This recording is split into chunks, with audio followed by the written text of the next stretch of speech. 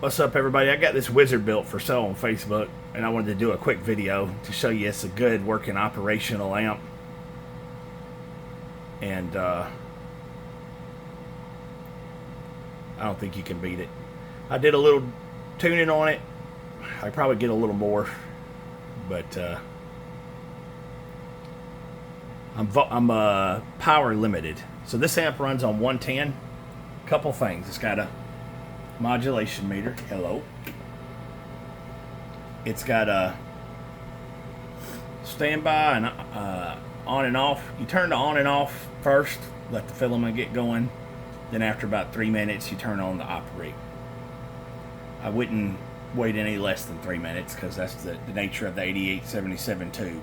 They'll live forever as long as you treat them right. You know, don't run them out of tune. And as long as you give them sufficient time to warm up.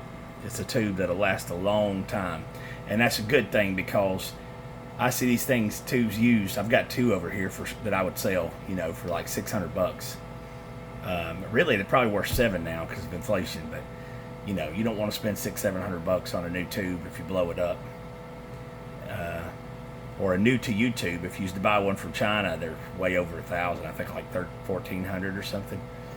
So, you know, take care of it, it'll take care of you. And I got spare tubes over here if somebody ever did need one, just a advertising thing there. But it should last the lifetime of the user, to be honest with you, if you treat it right. So really good tubes, good output. Just follow your warm-up time. Now this amp is like a 9 out of 10 or better. I really can't find much for flaws on it except for this. There's a little spot right there, but it's kind of on the side, and it's pretty small, so probably could touch it up, but nah. So WizardBuilt builds a pretty reliable amplifier, and I think this is kind of one of those lifetime amplifiers for somebody out there, or a killer driver for a bigger amp. So what is it capable of? It's capable of 4,000 plus. I would run it at 3,500 or less if it were me, peak. And you know, 1,200 average, 1,000 to 1,200 average. That's the way I would kind of low for the long. Think of it like a nice 16-pill bass box, because that's basically what it is, as far as power output is concerned.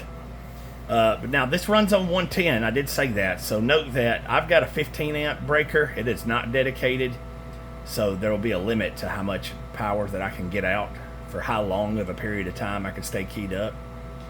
You really want a 20 amp breaker on this if you're going to run it, you know, 3,500 peak or so, and 1,300 average. Probably be better with the 25 if you're going to push it harder than that. It runs at about 4,100, 4,200 plate volts, about 4,200. But when you key it, it drops, of course, into the range of the tube, so no harm there. I think that I'll talk about the math a little bit, actually, for some folks that may not know. So if you go run and then we'll do the power test. If you go run a 110 amp or a 220 amp, and really it's more like 120 and 240, and you kind of want to know what range you need to be in, it's just Ohm's law. You know, amps times volts is watts, and you can divide around and figure out what you're looking for. But, you know, simple basic math. If you got 120 volts and 20 amps, that's about 2,400 watts right there. And some people will be like, oh, if you run in 2,400 watts, that's peak, and you need a bigger breaker, and bigger wire. But understand that when you're doing 2,400 watts, that is a peak. That is not the average heating power on that breaker. That 20 amps you're pulling is going to give you a lot more than 2,400 peaks. What you care about mostly is average power. that, that corresponds more closely to the average current draw, because again, peaks are for a intermittent portion of your signal there. So the way I look at it is usually about 1200 average watts, and I get there by saying 20 amps times 220, and you've got efficiency to take into consideration as well. So, which these amps are 50% efficient or so on average. Some are closer to 55, some are a little less if they're not built very well. But I would say between 50 and 55% efficient. So to be safe, I use 50% to give me a little headroom. So yeah, if you take 12 times 2 is 24 at 50%, that's 1200 average. That's what you could expect to get out of a 20 amp breaker with any type of longevity. Keep in mind, breakers don't flip as soon as they see 20 amps. If you're teetering right there on the edge, they got to heat up. So a lot of times, you could pull 22, 23 amps for a period of time before it's going to trip. So yeah, 25 would let you go wide open. All it could do, blow the tube up. And 20 would probably be sufficient for the average person who wants to take care of their amp and doesn't run it too excessively. Now, I've got a striker here turned down to about 12.8 to 13 volts. That's putting me over 80 watts. It's really probably closer to like 85 if we was to put it on the meter. Now at 14.8, this bad boy does like 110, 120, but I've only got a 15 amp breaker. A lot of people got 20s, and mine's not dedicated. So we don't want to push our luck here on 15 amps. All right, so power. Now I've got the dead key turns kind of reasonable. About 370. Audio, straight jacket. And it'll barely peg the 1,000 there on certain syllables. So about 1,000 bird. And I assure you, if I rolled the dead key up, I could trip my breaker, being a 15 amp. And then here's my peak. Audio,